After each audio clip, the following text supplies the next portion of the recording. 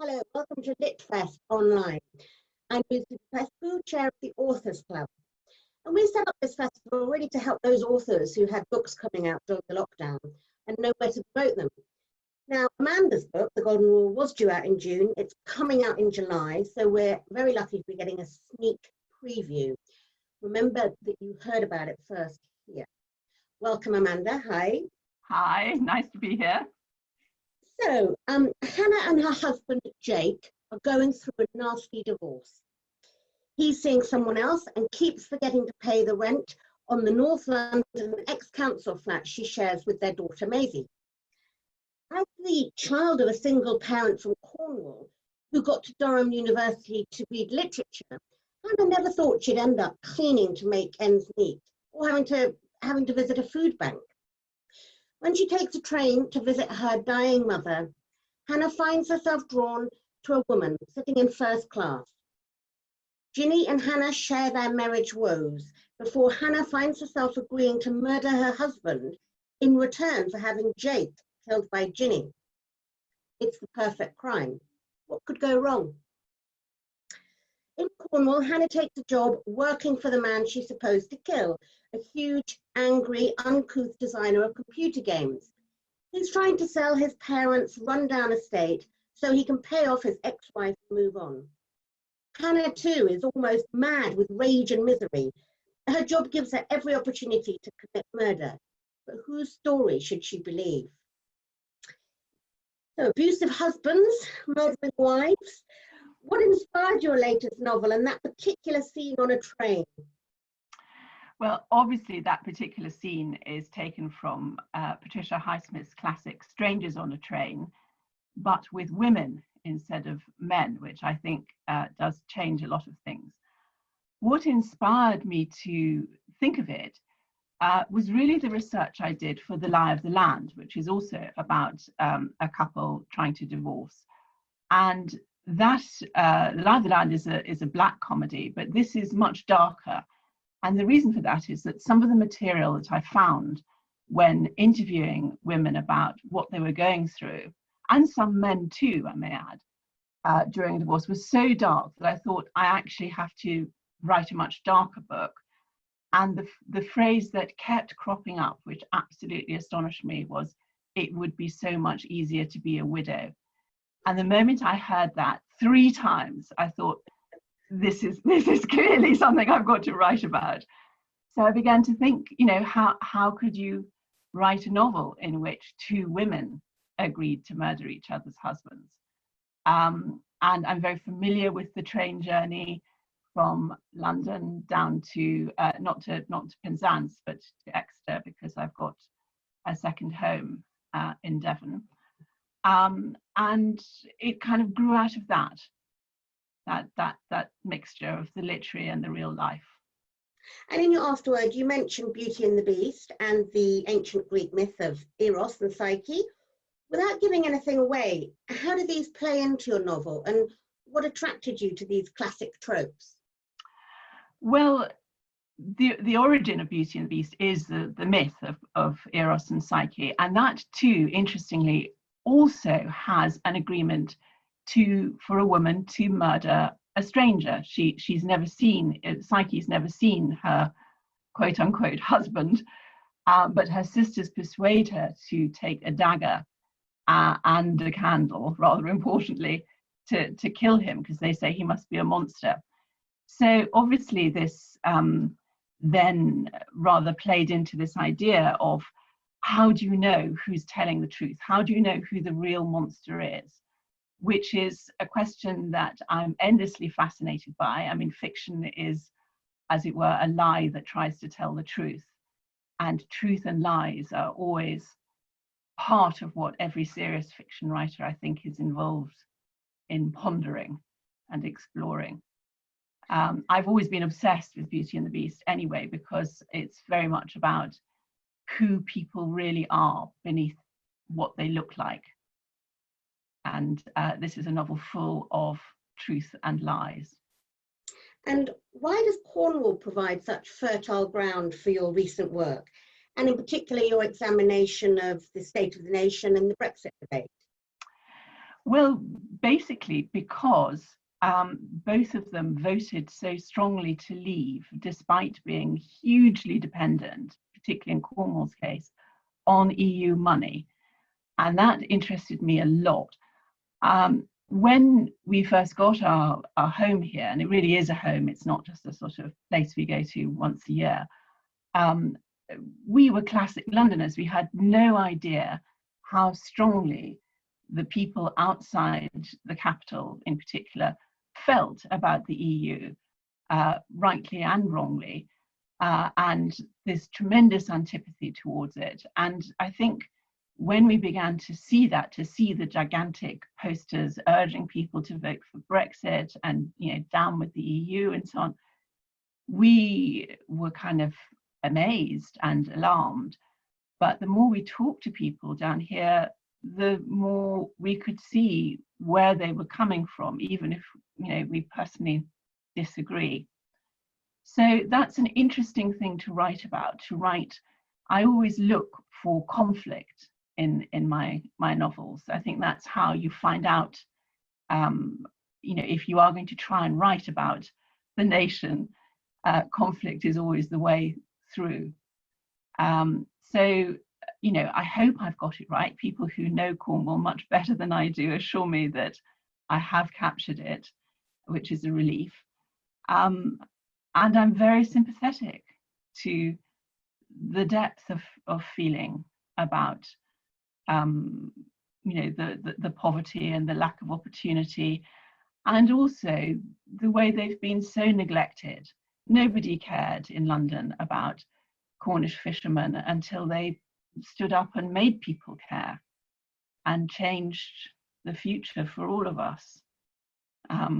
You know, whatever you feel about that, that is quite an astonishing thing to have happened. And you also seem to thrive on writing about broken relationships. Why is that? It's not at all autobiographical, thank God. I think few of us get through life without some sort of experience of a heartbreak. And for a writer, that's especially valuable because fiction is basically propelled by this tension between, you know, big passions, between love and hate, between money and feeling. I'm someone, you know, like Trollope and Jane Austen, I'm very interested in writing about money, which is a deeply unfashionable thing to address. But marriage, of course, is the point, that, you know, the crux where all those things tend to meet.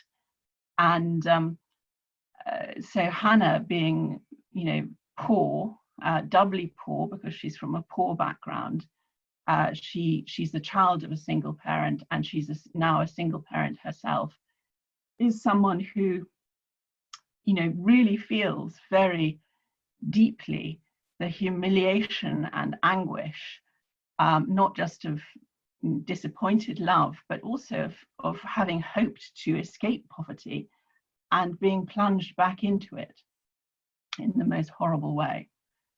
You know, I think everybody actually is capable of murder if if they are made to feel strongly enough and desperate enough. And I wanted to explore that state of mind. And how much research do you have to do in your novels?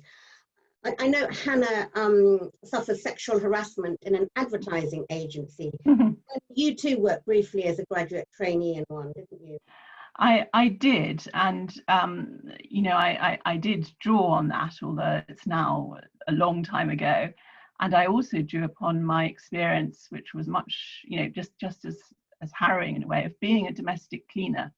I think a lot of people who, you know, met me later on are very surprised to know that I do have real experience of what it's like to be poor. I mean, actually poor, not just choosing between heating and eating, but not having either, and being terrified that you're going to have nowhere to live. I've never forgotten how appalling that felt. And in a sense, my fiction, it's almost like the kind of magnetic poles in my fiction, the fact that I know both what it's like to be very poor and to know what it's like, or I've met people who are very rich, and it fascinates me to be able to move between those worlds and write about them. Like a lot of people, I'm very concerned with this growing gulf throughout my life between the rich and the poor. And it's something that I keep returning to, the haves and have-nots. You know, I suppose if I can call myself a State of the Nation novelist, that's really what I'm getting at. It's not the politics, it's the people, what it does to people to have and have not. And you're always spot on about the subjects you explore. This time it's millennials and the rent generation. Yes. Are you beginning to source material from your now adult children? No, not at all. That would be absolutely appalling. I'm very against autobiographical fiction. I know I was accused in this horrible legal battle I had to get my third novel, The Vicious Circle, published, of being an autobiographical writer, but I am absolutely the opposite of that. No, I mean, obviously I've heard things and talked to people in their 20s about what they are enduring. But I suppose my way into it was that my generation too, it's often forgotten now, we graduated at the start of the 1980s into the first deep recession of the post-war era. And we were very aware of how much harder it was for us to find jobs, to find accommodation. You know, we thought we were uniquely unlucky. But of course, we were still unbelievably fortunate because we didn't have things like tuition fees, and there was still a reasonable supply of affordable housing. And the problem is with the millennials that they have, you know, debts of up to £60,000 on graduation. I mean, these are things that are almost insurmountable. And on top of that, they're also frequently mocked by people in older generations of being snowflakes and being spoiled. All of this makes me simply furious. So in writing about Hannah and Hannah's marriage to the very much more privileged and entitled Jake, I was exploring some of those things. You know, she in a strange way, she is the heroine I feel most deeply for. And I particularly like the way you featured gaming in this book, and you provide some convincing arguments about computer games standing up as an art form against films and novels. What inspired this strand, and who supplied the info on that? Well, partly my son, who is predictably enough an ardent gamer, and with whom I had enormous, ferocious rows, because I was always, like many parents, afraid that he was going to completely neglect, you know, schoolwork and reading for pleasure.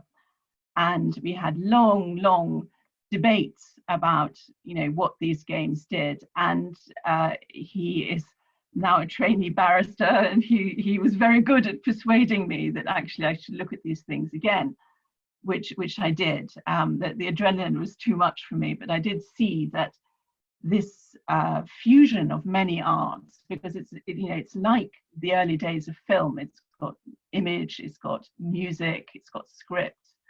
It's also got, the good ones also have really interesting philosophical concepts behind them. And this idea, because I'm always interested in something else that's very unfashionable, which is storytelling. Throughout my lifetime, I've fought this long battle to try and get storytelling in literary fiction valued as a supreme art. Only style is supposed to be valued, and psychology and all these other things, but storytelling is really why people read and, importantly, buy fiction. And computer gaming is a very interesting new form of storytelling, because it's not just linear. It doesn't just move from the beginning to the middle to the end. It gives you many options. We've started to become accustomed to this in, well, originally, I suppose there were novels like The French Lieutenant's Woman, which has two different endings. in films like Sliding Doors, but in computer gaming, you have multiple endings and multiple middles. And that is absolutely fascinating as an idea. And the alert reader of The Golden Rule may notice that there is a hint that the novel itself may actually be a kind of computer game, which I did enjoy putting in. Yes, no, I like that bit as well. And I also love the way you interconnect characters in your novels. For example, minor characters become major ones, and vice versa. Why did you decide to do this? Well, I decided, I mean, I've now been being published for 30 years. This is my 30th year as a published novelist. And one of the big turning points when I was becoming a novelist was reading Balzac in my 20s, because Balzac in La Comédie Humaine also does this. And I thought, what a great idea that you have these characters, you know, their particular story arc ends, but of course, as in life, their lives don't end. I mean, even when people die in real life, their stories often don't end, but can continue in unexpected ways. So I thought, well, why not have this thing where you have a story which is about a particular set of people, and then in other books you can glimpse them again, or they may play an important role. And Trollope, to whom I've often been compared, also does this. I think he probably read Balzac, although he doesn't really fully admit it. And I'm surprised more novelists don't do this, because, you know, you go to all that trouble of dreaming up these characters, and then the story arc finishes and you're supposed to just forget about them. Well, of course you can't. You go on thinking, well, what would happen to them 20 years later, or when they become parents, or when they lose parents, or when they get sick. So that's been great fun for me to do. And I hope it's fun for readers as well. Yeah, it is. And I mean, I want to know who you've got coming up next, and what have you got planned next? I have. Well, I started writing the next one, and it's about three old ladies in their 80s living in Tuscany. And the old ladies are Marta, who appears in The Lie of the Land, who's Zan's German grandmother, and a woman called Ruth Weiner, who's a sort of Jewish shrink, who first appears in A Private Place, my second novel, who's got three now very grown-up sons, and also Hannah's grandmother-in-law, who is an aristocrat. And that I'm having a lot of fun with, writing about old age and the adventures that I think you can still have, you know, very late in life. I think it's the real undiscovered country in fiction, when you get novels about elderly people like, you know, Kingsley Amis's and Muriel Sparks. They're always rather grumpy and miserable. And of course it is miserable to have less good hearing or less good vision, but unless you're unlucky enough to get dementia, you know, most people, they're still absolutely themselves, only more so. So I think that's a delightful thing to write about. Thank you. We've just got time for a very quick reading. Do you have something you want to share? Oh, yes, I've got a quick extract from the beginning, but it lasts about 5 minutes, so I don't know if that's too short. But this is the bit where Hannah first meets the other woman on the train, Jinni. She had forgotten to refill her plastic bottle, and without the money to buy water, licked her parched lips. The thought of standing like this for hour after hour, the stench of the toilets, sour breath, unwashed bodies, brought a new level of misery. I hate you, I hate you, I hate you, the train repeated. I wish you were dead. The sliding door between the carriages sprang open whenever anyone triggered the sensor. On the other side was first class. There, every seat was as wide as an elephant, and its air conditioning worked perfectly. Just one person sat inside, a woman wearing a sleeveless green linen dress that framed her slim form as the dark hair did her pale face. A gauzy scarf was draped across her shoulders, rippling with every shade from emerald to malachite. From each ear hung a single large pear-shaped pearl, and on one arm was a heavy platinum cuff, whose rich gleam circled her wrist like a weapon. The door snapped shut again, but Hannah went on gazing. What would it be like to have her life? All at once, the woman in first looked up. Their eyes met, and after a moment the woman smiled, her red lips curving, her dark eyes warm. Hannah turned instinctively to see who was behind her, but nobody else was facing in the same direction. Puzzled, she turned back. This time, the woman beckoned. Even then, she might not have dared to step forward, but the train gave a sudden jolt. She fell against the door, and Hannah stumbled through. Chill air washed around her. The relief was so delicious that she wanted to stand there, her flesh turning from liquid to solid. "Hello," the woman said. "Do I know you?" Hannah asked. "No, but I thought I'd invite you in." Hannah sighed. "I don't have a first-class ticket." The woman smiled. "That doesn't matter. If I'm found here by a ticket inspector, it will. I've got a spare." One rectangle of orange and cream appeared between long white fingers like a conjuring trick. The woman said, "Take it. It'll only be wasted otherwise. I'm going as far as Fol. You?" "St. Piran." Hannah looked around the empty carriage. "I'll sit somewhere else." The woman shrugged. "Be my guest. Water? It's free in first." "Oh, yes.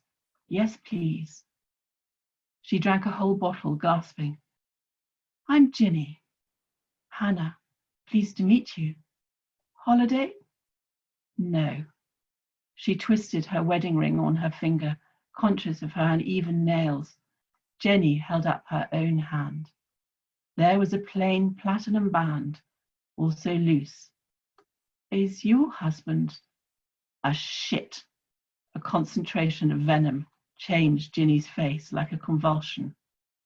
"I'm traveling down to collect some stuff. You?" Those in the grip of misery and fury long to unburden themselves. This is the secret of every organization, from the church to social media. Hannah knew, however, that the woes of others are entertainment, especially where a marriage is concerned. That's just a little bit. Thank you. That's great.